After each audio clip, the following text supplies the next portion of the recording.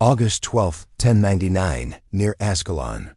Duke Godfrey of Bouillon stood in his stirrups as the sun began to rise over the coastal plain. Before him stretched the massive Egyptian camp. Thousands of tents covered the ground like a white sea. Smoke from breakfast fires drifted into the morning air. The army of al-Afdal had no idea that death was approaching.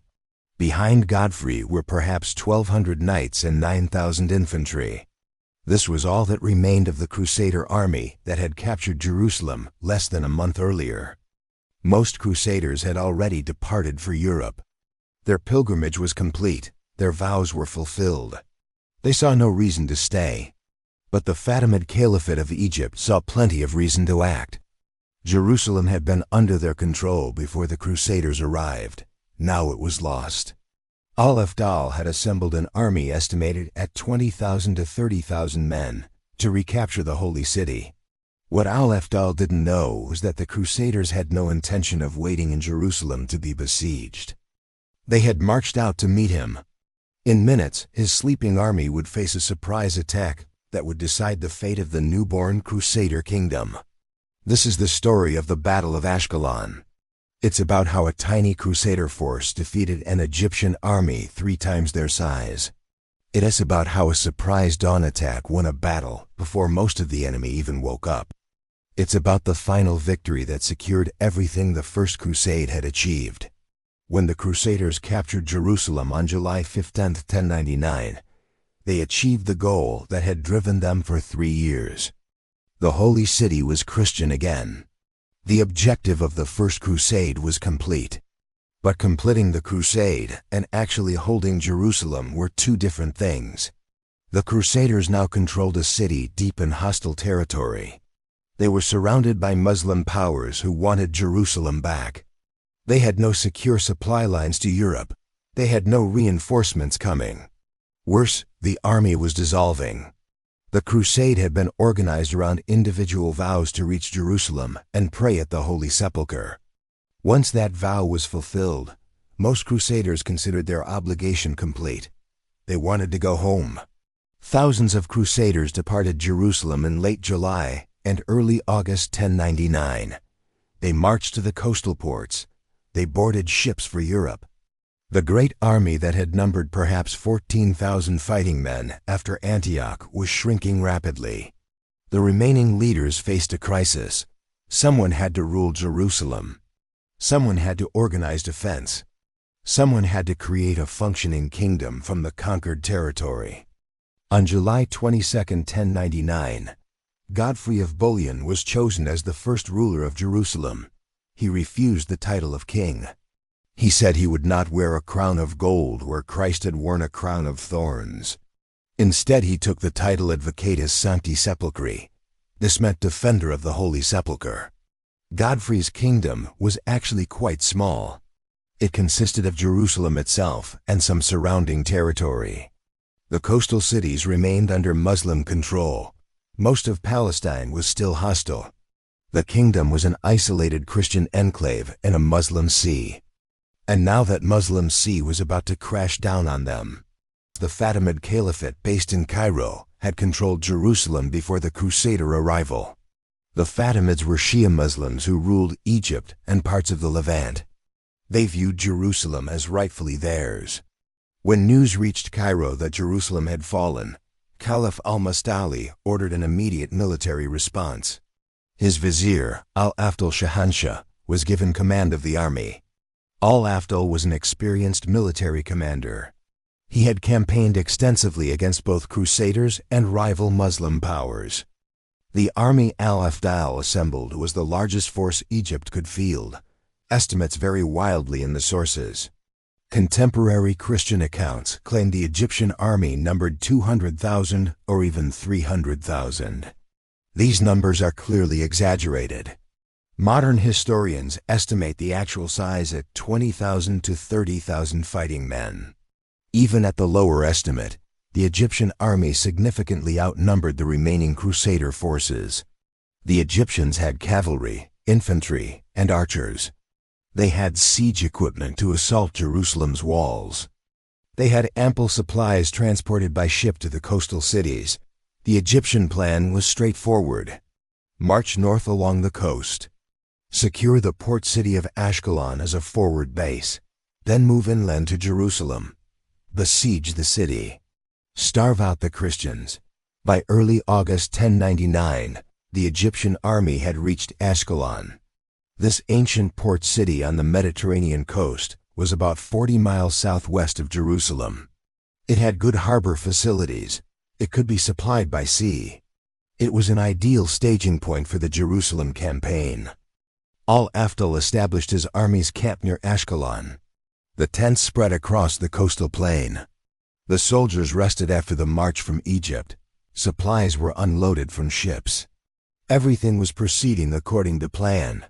Then on August 10th, Egyptian scouts brought disturbing news. A Christian army was approaching from Jerusalem. When word reached Jerusalem that an Egyptian army was at Ascalon, the Crusader leadership held an urgent council. The options were debated intensely. Some argued for defensive strategy, stay in Jerusalem. Man the walls, wait for the Egyptians to come. Force them to conduct a siege. The city had strong fortifications. It had been provisioned after the capture. It could withstand a siege at least for a while. Others pointed out the problems with this approach. If besieged in Jerusalem, the Crusaders would be trapped. No relief force would come from Europe.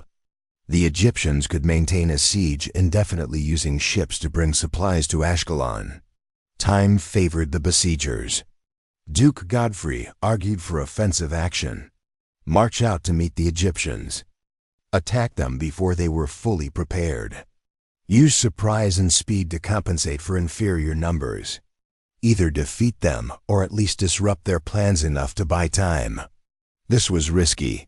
Marching out meant abandoning Jerusalem's strong defensive position. It meant fighting an open battle where Egyptian numerical superiority would be more decisive. It meant gambling the entire kingdom on a single engagement. But staying in Jerusalem meant slow starvation and eventual defeat. At least an offensive battle offered a chance of victory, however slim. The council voted to march. On August 10th, the Crusader army departed Jerusalem. They marched southwest toward Ascalon. Every available fighting man went with them. Jerusalem was left with minimal garrison. The army that marched to Ascalon numbered approximately 1,200 knights and 9,000 infantry. This was all that remained from the Great Crusade that had departed Europe with over 30,000 fighting men 3 years earlier. Disease and battle had claimed thousands. Departure for Europe had claimed thousands more. But these remaining warriors were veterans. They had survived the march across Anatolia. They had endured the 8-month siege of Antioch. They had captured Jerusalem. They were hardened by 3 years of the most brutal warfare medieval Europe could produce. They marched through the night of August 10th and all day August 11th. By evening of August 11th, they were approaching Ascalon. The Egyptian camp was visible on the coastal plain ahead. The Crusader commanders made their plan. They would attack at dawn. The element of surprise was their only significant advantage. They had to exploit it fully. Al-Afdal's army was encamped in standard fashion for medieval Muslim forces. The camp sprawled across the plain with tents organized by unit. The cavalry horses were picketed in groups. Supply wagons formed a perimeter. Guard posts watched the approaches. But the Egyptians weren't expecting imminent attack. Their scouts had reported Christian forces approaching. But conventional military wisdom said those forces would need time to organize. An army didn't just march up and immediately attack a larger enemy force. Conventional wisdom was about to be proven wrong. The Egyptian camp settled in for the night of August 11th. Most soldiers slept. Guard rotations were light. The assumption was that any Christian attack would come after reconnaissance and preparation. That meant days of delay at minimum. The Egyptians had no idea that Crusader forces were already in position. Christian scouts had located the camp's layout. Crusader commanders had identified approach routes. The attack formations were organized and ready. As dawn approached on August 12, 1099, the Egyptian army slept peacefully. They would wake to find themselves in the middle of a battle they didn't know had started. The Crusader army moved forward in the pre-dawn darkness. They advanced silently. Armor and equipment were wrapped in cloth to muffle noise. Talking was forbidden. Mounted knights walked their horses to avoid the thunder of hooves. The attack was organized in 3 divisions following standard Crusader practice. Robert of Normandy commanded the left wing. Robert of Flanders commanded the right wing. Duke Godfrey commanded the center with the main cavalry force. The plan was simple. Advance to within charging distance before being detected. Then attack simultaneously across the entire Egyptian front. Create maximum chaos and confusion. Don't give the enemy time to organize defense. As the sky began to lighten, the Crusaders were in position. The Egyptian camp lay ahead.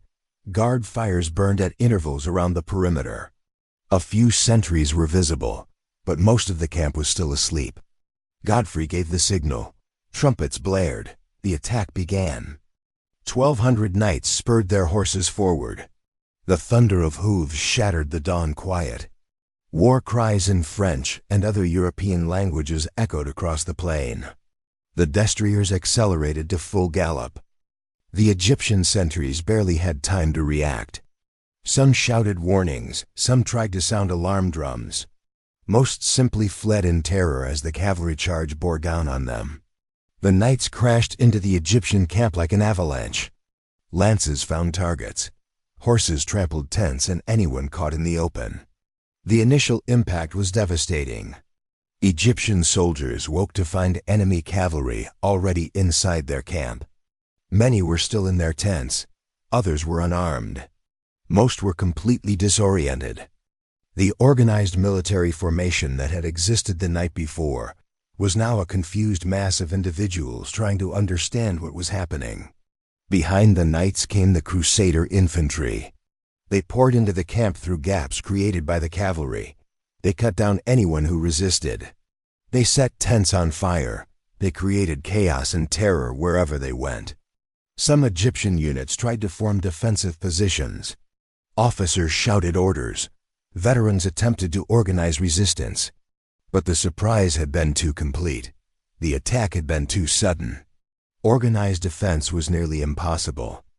The Egyptian cavalry horses were still picketed.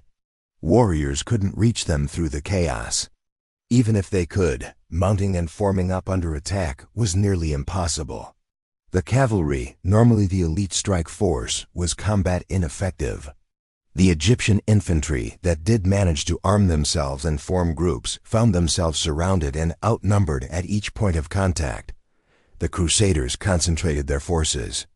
They attacked in coordinated groups. Egyptian defenders fought as scattered individuals. Within the first hour of battle, perhaps the first 30 minutes, the outcome was essentially decided. The Egyptian camp was overrun. Thousands of Egyptian soldiers were dead or captured. Thousands more were fleeing in all directions. Al-Afdal attempted to rally his forces. He had survived the initial shock because his command tent was positioned toward the rear of the camp. By the time Crusaders reached his position, he understood the battle was lost. Al-Afdal made the difficult decision to retreat. He gathered what forces he could and withdrew south toward Egypt. Most of his army had already fled. The organized formations had dissolved. The great Egyptian army had become a mob of refugees. The Crusaders pursued the fleeing Egyptians across the coastal plain. The cavalry hunted down stragglers. The slaughter continued for miles. Egyptian sources later described the road back to Egypt as lined with corpses. Some Egyptian soldiers fled into Ascalon itself. The city's fortifications offered refuge. The Crusaders didn't have the strength or equipment to assault the city's walls. Ascalon would remain in Muslim hands for another 50 years. But the field army that was supposed to recapture Jerusalem had been destroyed. Of the 20,000 to 30,000 men al-Afdal had brought north, perhaps only a few thousand made it back to Egypt intact. The rest were dead or captured or scattered across Palestine. The Crusader casualties were remarkably light. Contemporary sources claim fewer than 100 killed, though this number seems suspiciously low. But even if the actual casualties were several times higher, the disparity was enormous. The Crusaders had achieved a victory of annihilation. The Egyptian camp contained vast quantities of supplies and equipment.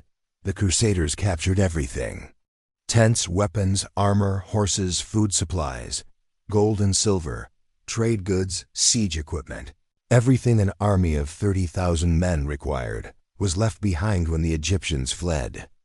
The plunder was distributed among the victorious Crusaders. Knights received horses and armor. Soldiers received weapons and clothes. Everyone received shares of gold and silver. The wealth captured at Ascalon helped sustain the fledgling kingdom of Jerusalem through its first precarious months. Contemporary chroniclers describe the plunder as almost beyond calculation. Fulcher of Chartres wrote that the captured Egyptian standard alone was worth thousands of bezants. The total value of everything captured probably exceeded what many Crusader lords possessed back in Europe. This wealth had important strategic consequences.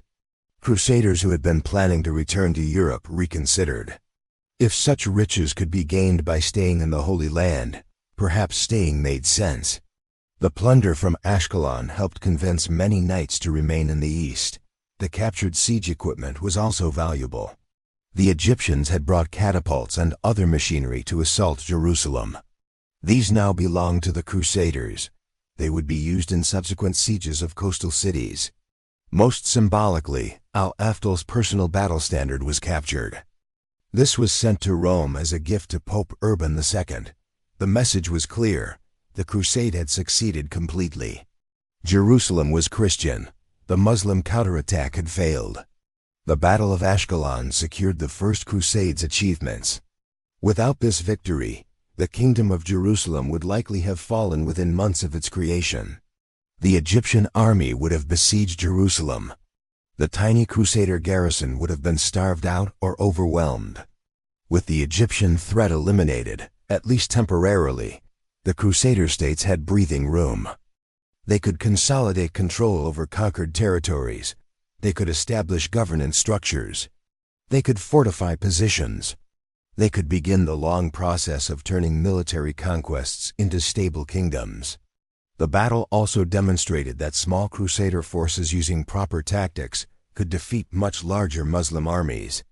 This pattern would repeat throughout the next 2 centuries. Outnumbered Crusader armies achieved improbable victories through tactical skill and aggressive action. For Egypt, Ascalon was a disaster. The Fatimid Caliphate had committed substantial resources to the campaign. The army's destruction meant Egypt couldn't mount another major offensive for years. The initiative in Palestine passed to the Crusaders. The battle also established a pattern that would define Crusader military doctrine. Offensive action was preferred over defensive waiting. Surprise attacks were valued over set-piece battles. Concentration of force at the decisive point mattered more than overall numerical strength. Following the victory at Ascalon, the Crusader leaders attempted to capture the city itself. They besieged it for several days. But the fortifications were strong. The defenders were numerous. The Crusaders lacked the siege equipment and manpower for a prolonged assault. On August 15th, the Crusaders abandoned the siege and returned to Jerusalem. They had achieved their primary objective of defeating the Egyptian army. Capturing Ascalon would have been a bonus, but wasn't essential.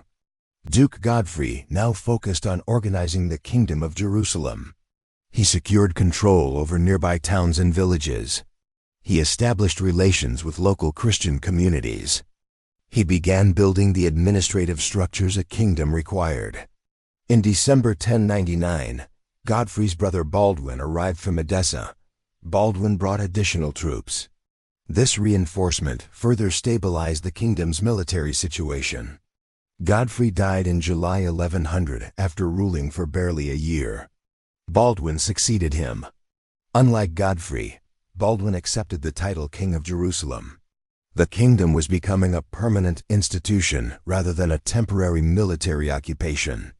The coastal cities remained to be conquered.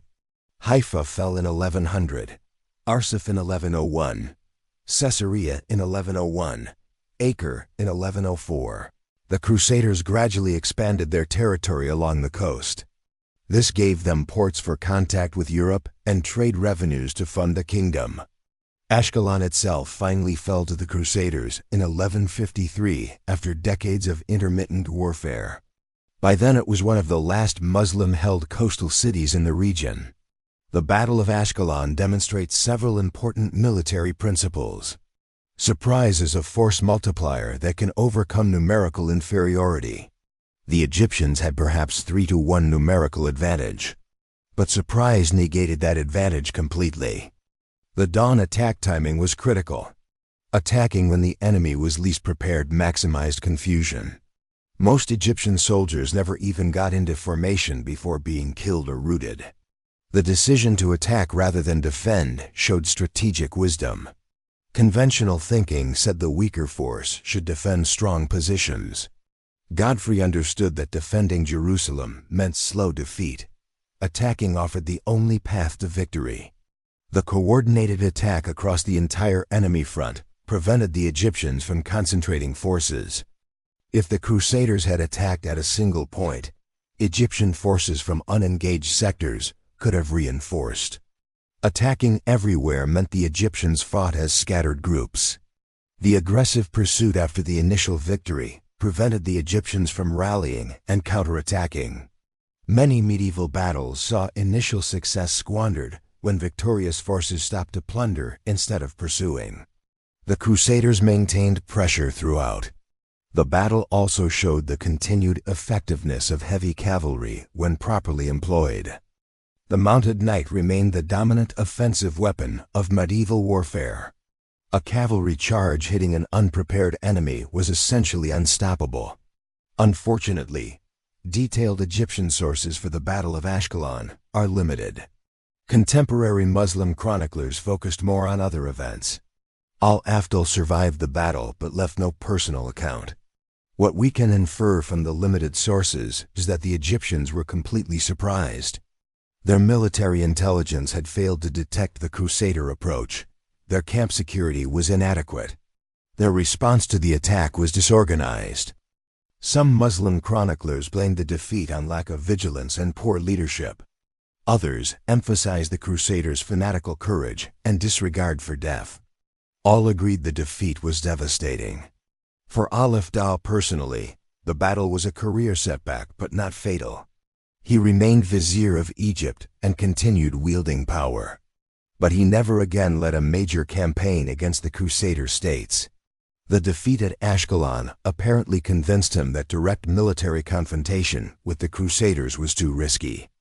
The Fatimid Caliphate's prestige suffered significantly. They had promised to recapture Jerusalem. They had assembled a large army. They had been defeated by a much smaller Christian force. This emboldened other Muslim powers to challenge Fatimid authority. The Battle of Ascalon marked the effective end of the First Crusade. Jerusalem was captured. The major Muslim counterattack was defeated. The immediate military objectives were achieved. Most remaining Crusaders now departed for Europe. They had fulfilled their vows. They had gained spiritual merit. They had acquired plunder and glory. Staying longer meant permanent exile from their European homes. By late 1099, the Crusader population in the Holy Land had stabilized at perhaps a few thousand knights and soldiers, plus a growing number of pilgrims and settlers. This was barely sufficient to hold the conquered territories. The demographic problem would plague the Crusader States throughout their existence. They never had enough European settlers to create a sustainable population base. They remained a small ruling class atop a largely hostile Muslim and native Christian population. Pope Urban II, who had launched the crusade with his speech at Clermont in 1095, died in July 1099. He received news of Jerusalem's capture, but died before learning of Ascalon. His great project had succeeded. The Holy Land was Christian again. The success of the First Crusade inspired subsequent crusades. Over the next 2 centuries, multiple European expeditions traveled to the Holy Land. Some succeeded. Many failed. But the pattern was established at Ascalon and earlier battles. Ascalon validated the offensive tactical approach that Crusaders favored. Throughout the next 2 centuries of Crusader Muslim warfare, Christian commanders consistently chose offensive action over defensive waiting. This approach had mixed results. When it worked, as at Ascalon, the results were spectacular. When it failed, as at Hattin in 1187, the results were catastrophic. The Crusader military philosophy emphasized bold action and acceptance of risk. The battle also demonstrated that Crusader armies remained effective even when reduced to tiny remnants of their original strength. The 1,200 knights at Ascalon represented a fraction of the forces that had departed Europe. Yet they achieved decisive victory. This pattern repeated throughout Crusader history. Small forces of European knights consistently defeated larger Muslim armies. The technological advantages of European armor and tactics provided significant edge. But these advantages were never overwhelming enough to guarantee victory. Muslim military commanders learned from defeats like Ascalon. They adapted tactics to neutralize Crusader advantages. They avoided pitched battles where possible. They used mobility and archery to harass Christian forces. They employed scorched earth tactics to limit Crusader logistics. By the mid-12th century, Muslim forces had largely adapted to Crusader tactics. Battles became more evenly matched. The easy victories of the First Crusade became increasingly rare. The Battle of Ascalon deserves more recognition than it typically receives. It is overshadowed by Jerusalem's capture and later by famous battles like Hattin and the Third Crusade campaigns. But Ascalon was arguably as important as any of them. Without victory at Ascalon, Jerusalem would likely have fallen back to Muslim control within months. The entire First Crusade achievement would have been temporary. The Crusader States might never have been established. With victory at Ascalon, the Kingdom of Jerusalem gained the time it needed to consolidate. The newborn kingdom survived its most vulnerable moment.